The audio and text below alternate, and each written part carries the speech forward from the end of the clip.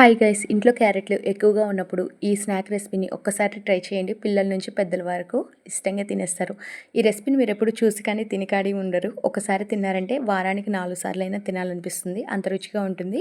దీనికోసం ఒక పెద్ద క్యారెట్ అయితే తీసుకున్నాను. మీ దగ్గర చిన్న క్యారెట్ ఉన్నట్లయితే ఒక 2 తీసుకుంటే సరిపోతుంది. ఇది చాలా పెద్దగా ఉన్నది కాబట్టి నేనైతే ఒకటి తీసుకున్నాను. దానిపైన తొక్కంతా పీల్ చేసుకోవాలి. పీల్ చేసుకున్న తర్వాత క్యారెట్ని ఒకసారి బాగా కడిగేసుకుని, ఏదైనా మట్టి ఉంటుంది కదా, అందుకని ఒకసారి బాగా కడిగేసుకున్న తర్వాత ఇలా చక్రాలాగా కట్ చేసుకోవాలి. ఇలా చక్రాలాగా కట్ చేసుకున్న వాటిని ఏదైనా జాలి గిన్నెలో వేసుకోండి, లేదంటే స్టీమర్ ఉంటే స్టీమర్లో పెట్టి ఉడికించుకోవాలన్నమాట. అందుకని ఇలా జాలి గిన్నెలో వేసి పక్కన ఉంచుకోండి. ఇప్పుడు ఫస్ట్ స్టవ్ ఆన్ చేసి కడాయి పెట్టుకొని దాంట్లోని ఒక 2 గ్లాసుల వరకు వాటర్ వేసుకోండి. ఈ వాటర్ కాస్త మరగాలి. ఇలా మరుగుతున్నప్పుడు మనం వేసుకున్న ఈ క్యారెట్ ముక్కల్ని తీసుకెళ్ళి ఆ వాటర్ పైన పెట్టి మూత పెట్టి ఉడికించుకోవాలి.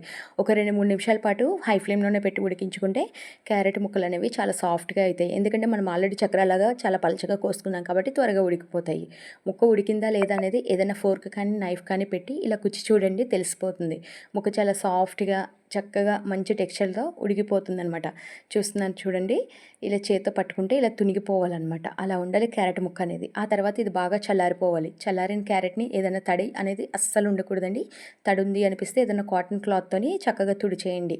తడిలేని క్యారెట్ ముక్కల్ని మిక్సీ జార్లో వేసి ఎంత వీలైతే అంత మెత్తగా గ్రైండ్ చేసుకోవాలి. ఈ క్యారెట్ ప్యూరీని ఫస్ట్ ఉడికించుకోవాలి. ఆ తర్వాత ప్యూరీలాగా మెత్తగా పట్టుకోవాలి. అసలు ముక్కలు అనేవి ఎక్కడా కూడా మనకు తగలకూడదు. ఇంత మెత్తగా అయితే ఉండాలి. వాటర్ అనేది పోసుకోకండి. దీంట్లోనే ఇప్పుడు చాలా పిండి అయితే పడుతుందనమాట.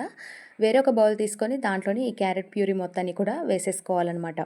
ఈ ప్యూరీ మొత్తాన్ని వేసేసి దీంట్లోని మీ దగ్గర కార్న్ఫ్లోర్ ఉంటే కార్న్ఫ్లోర్ వాడచ్చు, లేదు అనుకుంటే కనుక గోధుమ పిండి అయినా వేసుకోవచ్చు. ఇక్కడ నా దగ్గర కార్న్ఫ్లోర్ ఉంది కాబట్టి కార్న్ఫ్లోర్ వేసుకుంటున్నాను. ముందుగా ఇది చప్పగా లేకుండా ఉండటం కోసం ఓ చిటికెడు ఉప్పును వేసుకోండి ఈ పిండిలోని. ఆ తర్వాత ఒక క్యారెట్కి 1 కప్పు వరకు కార్న్ఫ్లోర్ అయితే పట్టింది. గోధుమ పిండి అయినా అంతే అండి, మీకు తెలిసిపోతుంది. చపాతీ ముద్ద అయ్యే వరకు కూడా ఇలా కలుపుకోవాలన్నమాట. పిండి పడితే వేసుకుంటూ ఇలా చపాతీ ముద్ద వేసుకున్న తర్వాత దీంట్లో నుంచి చిన్న చిన్న ఉండల్లాగా చేసుకోవాలి. ఇలా ఉండల్లాగా చేసుకొని మరీ పలచగా కాకుండా మరీ లావుగా కాకుండా ఇలా గారెలాగా ఒత్తుకొని ఒక మధ్యలో ఒక చిన్న హోల్ అయితే పెట్టుకోవాలి. మీకు ఇలా హోల్ పెట్టుకోవడానికి ఇబ్బందిగా అనిపిస్తే కనుక ఏదైనా స్ట్రా కానీ ఏదైనా పెన్ను కానీ తీసుకొని వెనక పక్కకు తిప్పి ఇలా చక్కగా హోల్ పెట్టుకున్నారనుకోండి, కరెక్ట్గా వస్తాయి అన్నీ కూడా.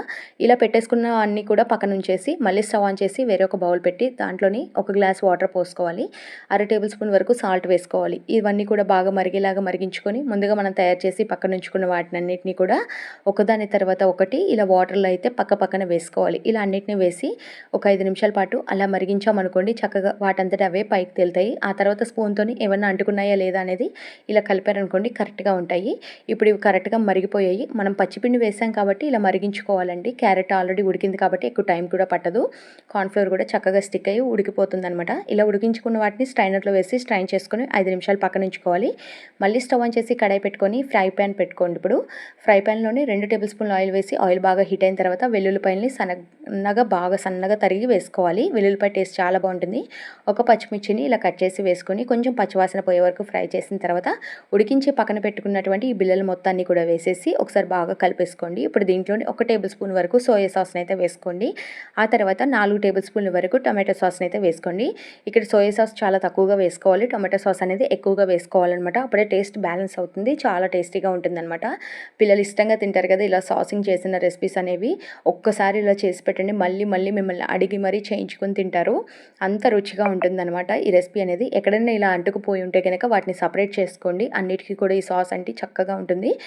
తర్వాత లైట్గా కొత్తిమీర అయితే వేసుకొని ఒకసారి బాగా కలిపేసుకోవాలన్నమాట. ఇలా ఇవి సాస్లోని ఒక 2-3 నిమిషాల పాటు ఫ్రై అవ్వాలన్నమాట. ఇది మొత్తం ప్రాసెస్ చేసుకోవడానికి నాకు ఒక 10 మినిట్స్ టైం అయితే పట్టిందండి. ఈజీగా చేసేసుకోవచ్చు. పిల్లలు స్కూల్ నుంచి రావడానికి ఒక 10 నిమిషాల ముందు చేసుకున్నా సరిపోతుంది.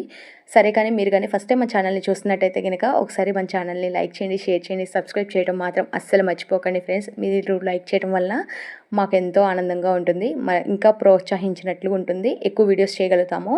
1 టేబుల్ స్పూన్ వరకు నువ్వులు ఉంటాయి కదా, తెల్ల నువ్వులు వేసి 1 నిమిషం పాటు అలా ఉంచి ఇంకా స్టవ్ ఆఫ్ చేసేసి వేడిగా సర్వ్ చేసుకుంటే సూపర్గా ఉంటుందండి. అలా బౌల్లో వేసుకొని ఫోర్క్ వేసుకొని తింటూ ఉంటే చాలా బాగుంటుంది. పైనుంచి ఉల్లిపాయలు వేసుకున్న బాగుంటుంది పచ్చివి. ఒక్కసారి రెసిపీని ట్రై చేయండి. ఎలా వచ్చింది ఏంటి అనేది కింద కామెంట్ సెక్షన్లో కామెంట్ చేయడం మాత్రం మర్చిపోకండి. టేస్ట్ అయితే నెక్స్ట్ లెవెల్లో ఉంది. మళ్ళీ ఒక మంచి వీడియోతో అయితే కలుద్దాము.